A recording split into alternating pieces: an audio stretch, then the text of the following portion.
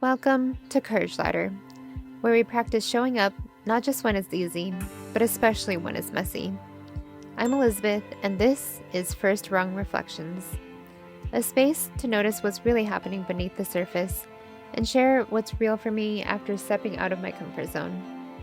If you're someone who's ever felt the pull to get it right or the urge to hold back, know you're not alone. Let's see what happens when we give ourselves permission to try, to feel, and maybe even to do things poorly on purpose. I'm not recapping the episode, just sharing what I noticed, what came up for me, and what I plan on practicing next.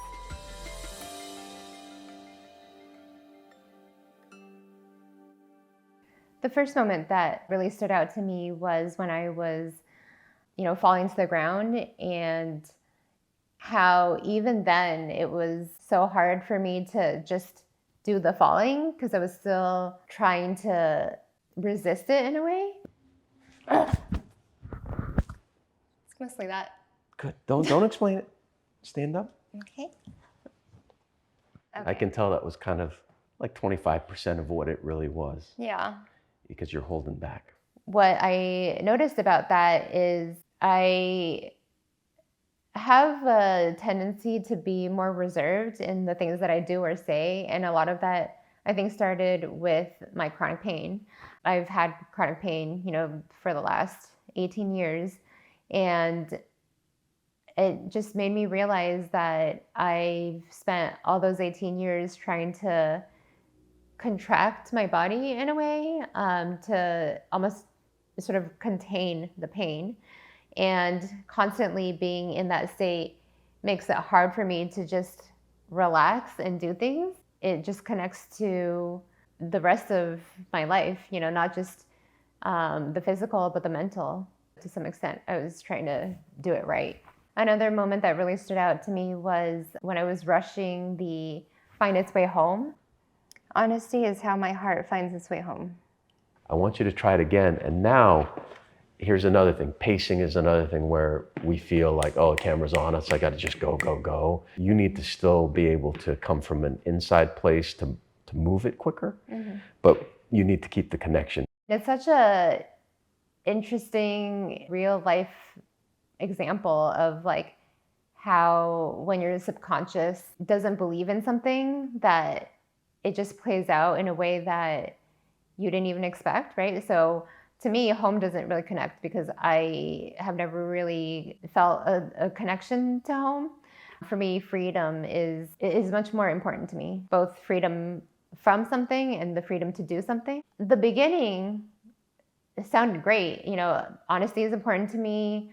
Using honesty as like almost a vehicle to do something or get somewhere is super important, but it was the home piece. And I knew that it felt disconnected, but at the same time, I didn't intentionally try to rush that part. So just noticing how your inner world experience plays out externally without me even realizing. I see it with my clients all the time, but that's because when it's personal, I lose perspective. Being able to rewatch this has been really enlightening. Home didn't feel honest. And so even though I was wanting to say the line because that was the line that I'm trying to practice, internally, it didn't feel honest. When Raj pointed out that, I was rushing that last part, I actually felt more present.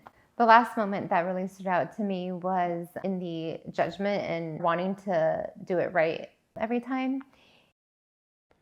But honesty is how you'll find your way home. How did that feel? Hard because I knew that I messed up, but you judged yourself. Yeah. And you know what? To me, it was the best one because it was clear. Yeah. And you believed it. Oh, okay, good. No. But here's the thing.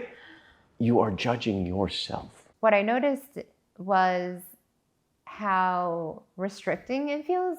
Obviously, I have known, like cognitively, that I can be really hard on myself, and that in and of itself creates a lot of restriction. It's the first time in a long time that I was sort of reminded of how it actually feels to feel that restricted by my own self-judgment. And I think it connects to, just growing up in a high achievement family and society.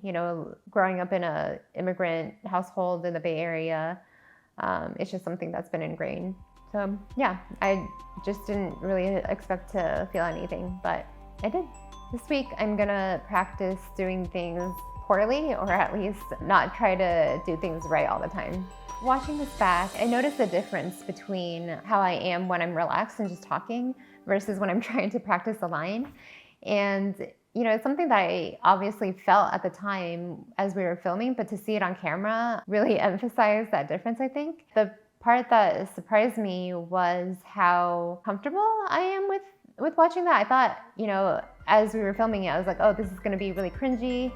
I'm gonna feel really awful when I watch it back. But when I watched it, it was almost like kind of validating in a way, because it was like confirming that what I felt at the time was how I was behaving, if that makes sense. The moment that I reacted to the most was probably the very beginning, when I was trying to do that exercise where I'm falling on the ground and I'm holding myself back. Thanks for watching and for being a part of this experiment in courage. If something came up for you while you watched, I'd love to hear it. Drop a comment below or share your own story. Remember, living fully isn't about getting it right. It's about showing up, even when you're not sure how. Until next time, keep climbing, messy, honest, and alive.